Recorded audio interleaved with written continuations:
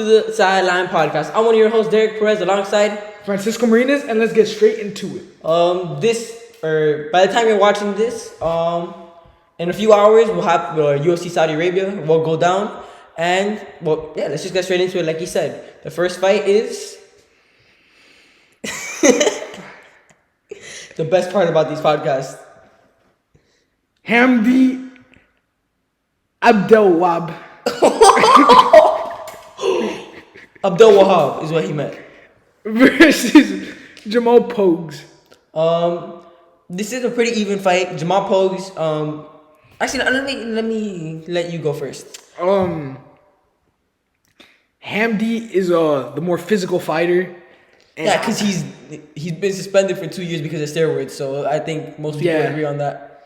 But I think coming back from steroids, he's gonna be feeling a lot smaller. So I'll give it to Jamal Pogues. So Jamal Pogues, last time he fought outside the Apex, he threw about 20 punches over 15 minutes. The bright lights just got to him, I guess. He said he felt the jitters. Abdul Wahab has fought on a pay-per-view in Houston, Texas, one of the most hostile crowds the UFC has.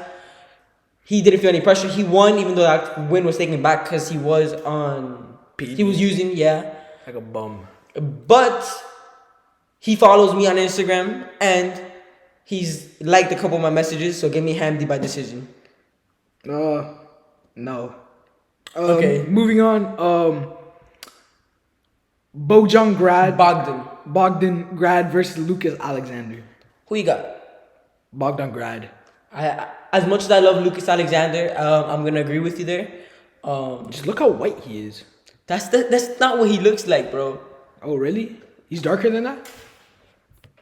Wait. Who's whiter, him or Lucas Alexander? Him, but it's not that much whiter. Him. Yeah. Why are you going to make me change my... Lucas Alexander is coming off a 15-month layoff by the time of this fight. He got knocked out pretty bad by Jaka Saric back at UFC Vegas something. UFC Fight Night Island versus Craig 2023. Bogdan Brad is a physical fighter. He's going to make this a war. He's going to land the better shots. He's going to land the more damaging shots throughout the fight. Give me him by decision. Yeah. Next up, we got the women. Say the other one first. It's pretty easy. Mariah Bueno Silva versus Jasmine Jasduva Vicious. Oh my god. Was I close? Jasmine Jasudavicius. So, whatever. Who you taking? Give me the Brazilian. Well, for me, I'm taking Jasmine. Myra's lost her last 2 fights. She got a brutal cut in her last one. Jasmine's known for a ground and pound. She's gonna get this one to the mat. Myra's cutting way too much weight in this one. She's not gonna be the same that she looked at 135. At 125, Jasmine's gonna take her down, get her on the ground, land her ground and pound like she normally does, cut that, reopen that cut that Myra got against Chiasson, and that'll be it. 29-28 decision for Jasmine Jasudavicius. Nah, unanimous decision for Silva. That's exactly what I just said. For Jasmine. Yeah, I know. Oh. Yeah. So you're just taking my pick and flipping it to be different. I got you. All right. To be different. Alright, next fight. Fares Ziam versus Mike Davis. Who you got? Mike Davis. Oh yeah. Fares Ziam is on a 4-win streak with a knockout of the year contender in his last one, but his weakness is the submission defense, his grappling overall. Mike Davis, that's what he's known for. He gets this to the mat and gets the choke in 1 or 2 rounds. Not much else to be said. Yeah. Yeah. You said not much else to be said, so I'm not gonna say anything. Terrence McKinney versus Damir Hadzovic. Who you got? Give me the Dane. The Dane? Yeah. When Terrence McKinney puts him out cold by whatever he wants, could be a choke, could be a knockout, because that's just who Terrence McKinney is. You owe me $20. Next fight. Whoa! I don't even know how to pronounce their names, and you expect me to know who they are? Oh, this is gonna be a good one. Abdul Karim Al Sawadi versus Bokalaji Oki. No, there's no K in there. Oh, Right? Bolaji Oki. I was about to say, I forgot how to say that name. Game Bolaji Oki. He made his debut at a weight class. Wait, what did he fight in his debut? I'm blanking right now. Bantamweight. No, it's not bantamweight. This is lightweight. Lightweight, yeah, lightweight. Yeah. I'll get back to him now. Abdul Karim Al Saweedi. He had a great performance on Dana White's Contender Series. Then looked absolutely horrible in his debut versus. It looks horrible in this picture. Versus Luik Radzhabov. He got finished in the third round after gassing hard. Same's gonna happen here. Balaji Ogi's gonna take over late and win a close decision. Yeah.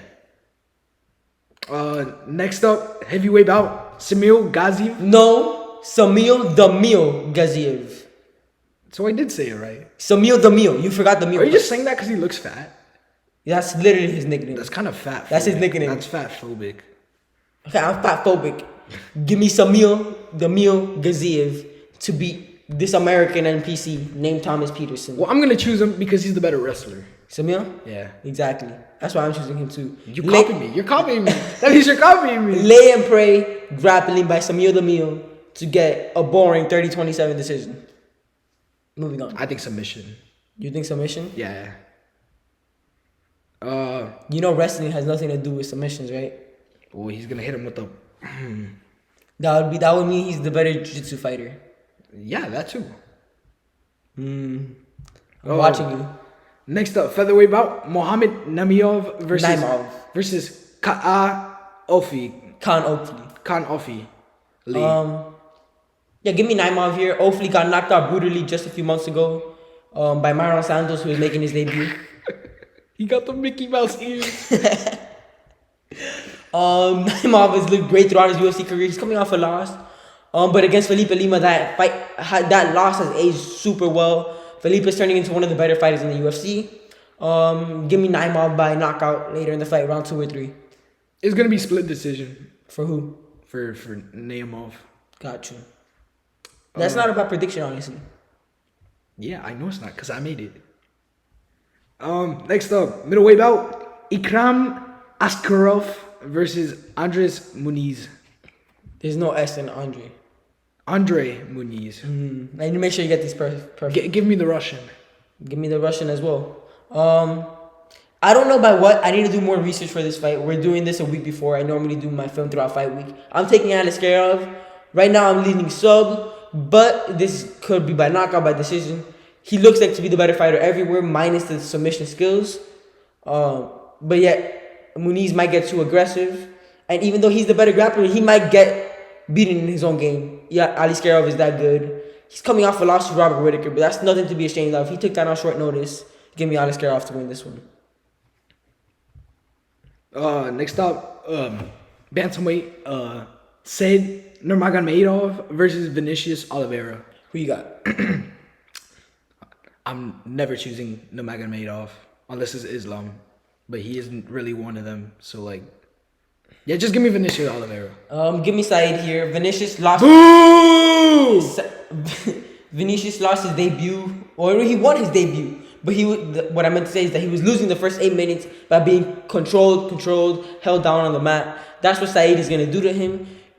He's not gonna gas like Bernardo Sopaj did. So give me Said by a grappling control decision, but it'll be a fun one. He'll go for some submissions here and there. He's gonna make it fun. Yeah. Yeah. Next up, We're down to the feature fight. Sergey Pavlovich versus Jairzinho Rozenstruik. Holy hell, that's bad pronunciation, but I'll let it slide. That's his name, Jairzinho. Yeah. Say his last name? Rozenstruik. Rozenstruik. No, Rozenstruik. Oh, well, I don't know how Africans pronounce their name though. Say the Russian's last name again. Pavlovich.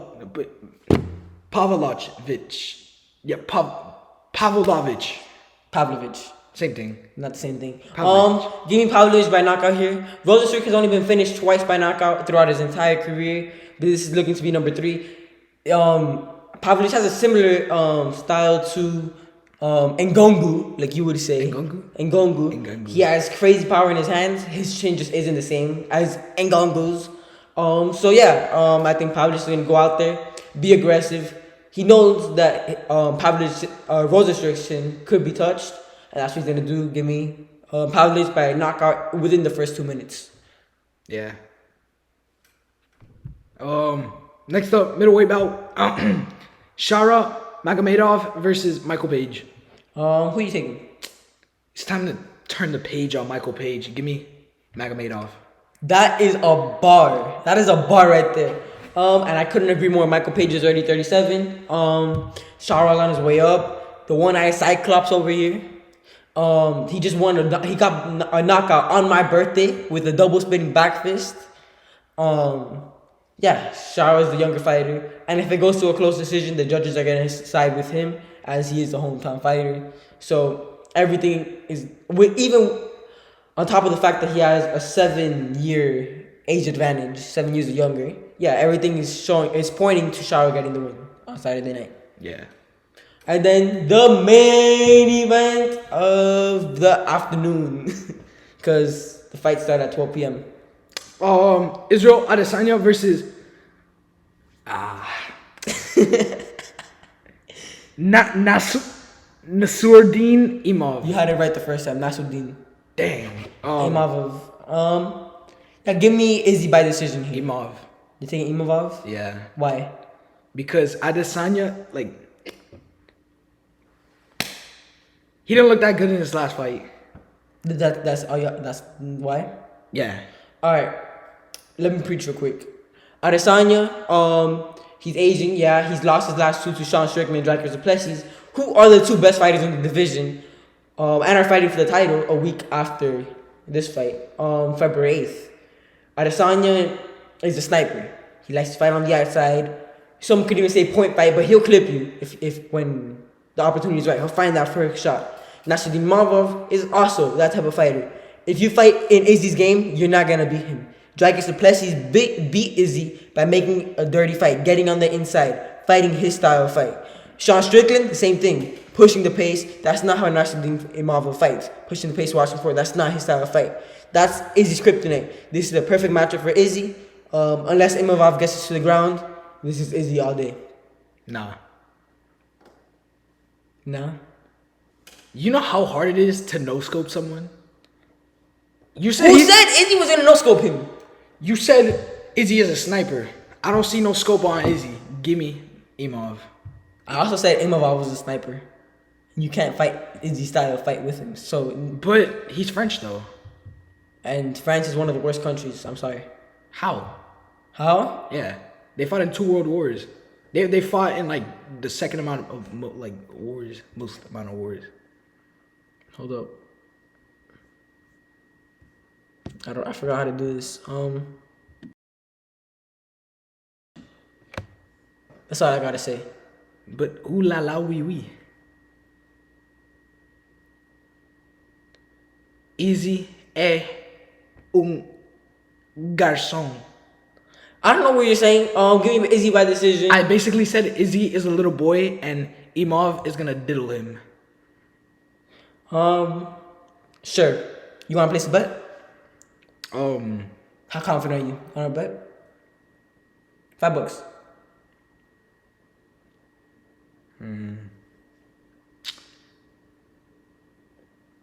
I'll do it on top of the camera. $5. How confident are you? It's the French, so he might surrender early. He might submit it early. That's what I thought. Whoa! Did you not say that Max Holloway would win his fight though? When he got Okay, I'm not going with 100% success rate on my picks, but I do get them right the majority of the time. I was 67% prediction rate, which is some of the best you'll ever see.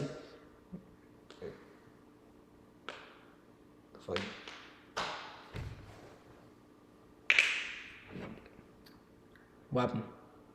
I was looking for who asked. Come on, you have to keep that in though. Yeah, that's fine. All right. Yeah, so it's gonna be a good fight, good main event.